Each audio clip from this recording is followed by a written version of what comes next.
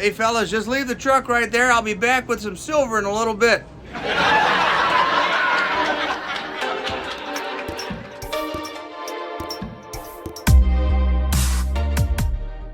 What you're about to experience is an interview with one of the coolest guys in the silver stacking community, S.G.T. Stacking. Enjoy.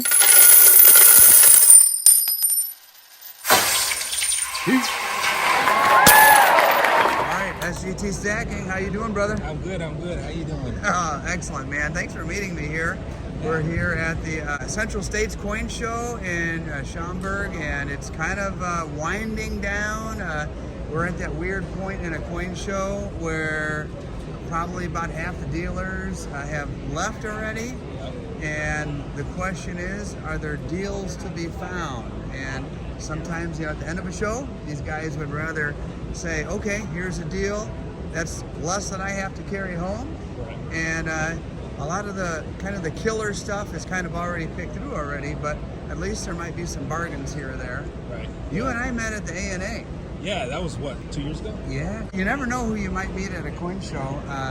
You and I were talking over there by the entrance, and a viewer heard and came up and started chatting with us. He found some pretty cool stuff, and he made it like a 2 or 3 day event for him. Yeah. That's kind of a good strategy to, a show of this caliber and this size, and I'll kind of pan around a little bit so everybody can kind of see.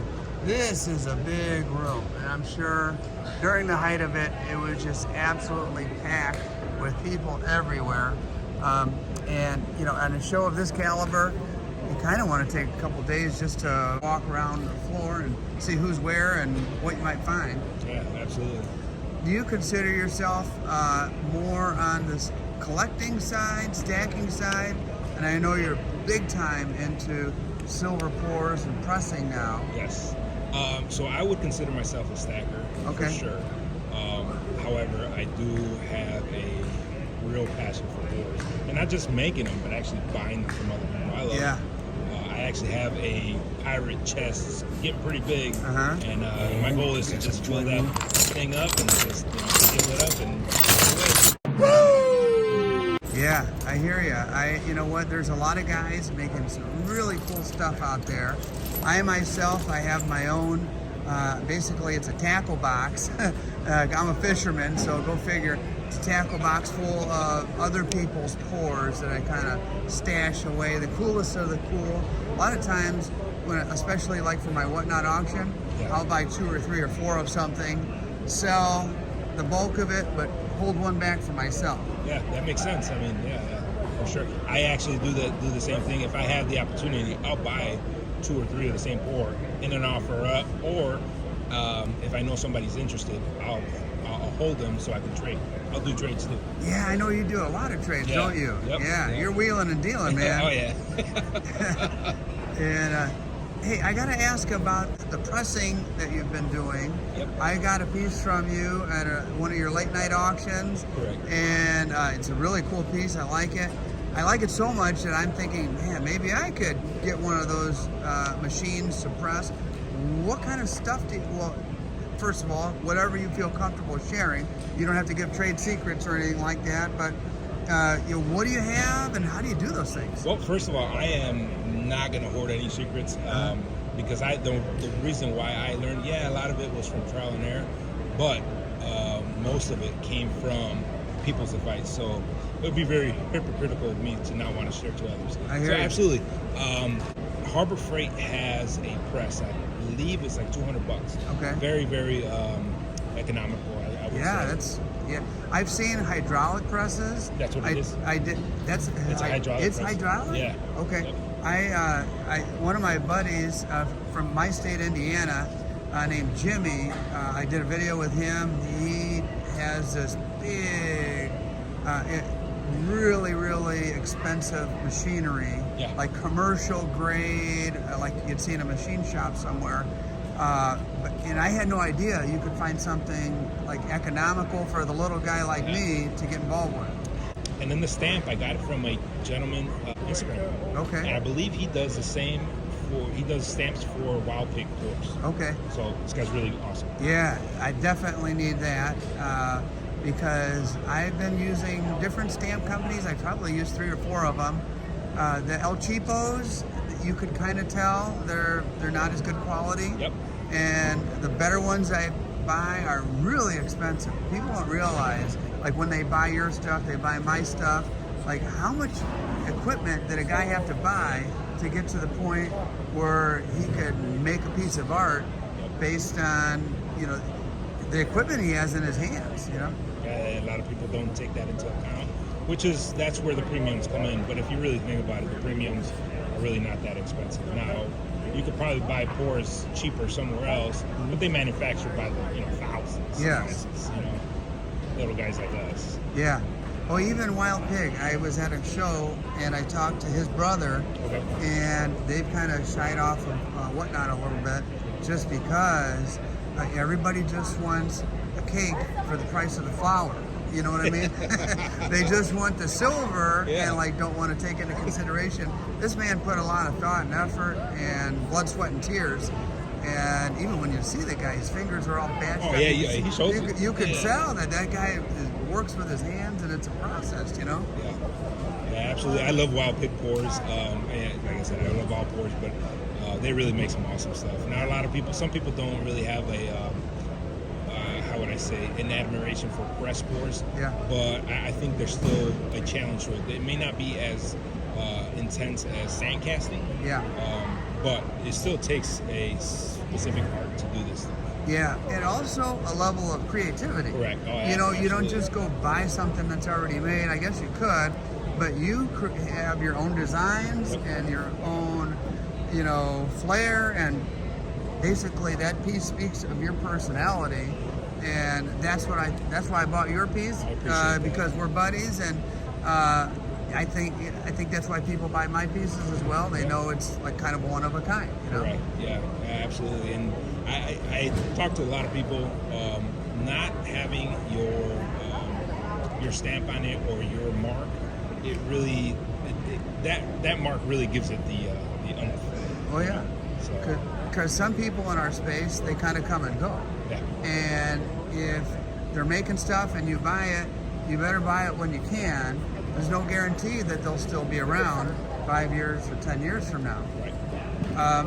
Let's talk a little bit about the YouTube channel. Yep. How is the channel going? I really haven't been focusing much on videos. I'm gonna be honest, I'm not as good as you, as other YouTubers like Spag, or definitely not nowhere near Silver Dragons. I just don't have that skill.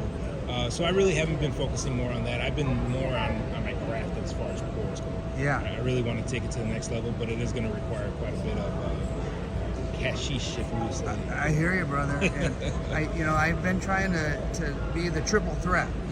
Making videos, doing pours, coin collecting, but it's like if you get deep into silver pouring, some stuff gets put on the back burner, and vice versa. If I ran around making videos all the time, and believe me, I would love to release 3-4 videos a week, but I want my videos to be high quality. And so I've kind of gotten into the slot of doing shorts, because I love talking on the video and showing people cool stuff. And I could do a lot in under a minute, but my marquee videos get dropped on a Saturday. And right now I'm in a space where I'm lucky to get like one good one a week, and that's kind of my goal. But even that takes a lot of time. You never know what you create. Is it going to be a 350,000 view video, which is like my highest, which was a shocker because it wasn't even a video I prepared very much for it. It just happened. Or is it going to be a dud that nobody watches and kind of disappointing? And I just keep churning them out, and I make videos that I like. Okay. And if I make a video that I like, I'm grateful when other people like it. Absolutely. Yeah, I hear you. So what's next for you in the world of pours, sand casting, presses? Do you have projects in the works? I do. I had a do feeling have a you'd say, project in the works. I had a feeling you'd say yes, because myself, I've got a couple projects in the works. I do, and I don't mind sharing a little bit of it. So if you've noticed, or have you seen the pours that MK Bars has done in the past. He doesn't do them anymore. But he's done them for Spag. He's done them for Silver Dragons back when he was Silver Baggins. Yeah. You know, have you ever seen those pours? Well, not only have I seen them, I'm jealous that you have a Silver Baggins pour. And like, because, you know, all of us, we put dragons up on a pedestal. Yeah. All of us admire him so much. Right. I know he got me personally into the space. Me too. And drew me in. You, lots of other people. He really is, you know, somebody that we admire. And when you got that piece, I watched that video. Oh man! And that was a trade, wasn't it? It was a trade with International Stacker. Yeah. Awesome guy. You know, he was really friendly and willing to talk business. You know. Have you met him in person, or you just go back? I have not. Okay. I haven't yet, but I know he does come to Southern Illinois at times. Yeah. You know, but I'm just waiting for my shot when I meet him. You know, possibly maybe get his king crab, one of his king crab coins. Yeah. And I don't know if he has any left, but I know there's a very low mintage on him. But so I cut you off. What were you saying about this project? So MK Bars did a lot of pours for these guys, and I don't know how they did the business. Who sold it? Was it MK Bars? Was it the actual YouTuber? Who knows? But I would like to do things like that, and now that I got the press, I really love that thing. Yeah. I want to start making possibly for other YouTubers. And you know, it's all fun. I'm not making a business out of it. It's all a hobby for me now. At some point, maybe. Who knows? Well, we were just having that conversation. Basically, the hobby feeds itself, and like what I do on my silver pours, it allows me to sell some, keep some, buy more, and just keep on churning along. You know, and it just kind of feeds itself. Right. And it's not like you and I are guys in our space are greedy guys that just want to get rich. We want to feed the hobby, honestly. Yeah, absolutely. And you'll see, I'm starting to notice a lot of newer people some that don't even have channels as far as like they don't create content. They're poor artists. Yeah. You know, they're starting to get into the game too. Oh yeah. You know, so it's pretty interesting. It's starting to spread. All right, man. Well, listen, let's go see if we can pick some meat off the bones here before this thing ends. Yeah, let's do it. And but I appreciate you making the time to meet me here and chat. And I certainly encourage anybody who's watching right now, go in not only the video description. There's going to be a pinned comment with the link to SGT's channel. I'll pin it right at the top. You just go down there and click on through. And go give SGT some love over on his channel. See, I appreciate you. Thank you hey, very I much, appreciate buddy. you too, man. Yeah, so let's go get some deals. Okay, in case you're wondering, hey, what did T buy at that coin show? I bought these crazy ancient coins and this piece right here. I'm not quite sure what I'll be doing with this. I may or may not be adding this to my Whatnot auction tonight, Saturday night. I can tell you with 100% certainty, I will be adding this right here. This is a whole roll of Mexican Libertons, and I am going to open this up one by one, offer them to you, my viewers. If you'd like to participate in that, everything starts at $1. Go down to the video description, or even just the comments, the pinned comments down there. You can find SGT's link and also the link to my Whatnot auction. I have a feeling there are going to be some real beauties, some stunners in this one tonight. Join us, Whatnot, 8 p.m. Central. Okay.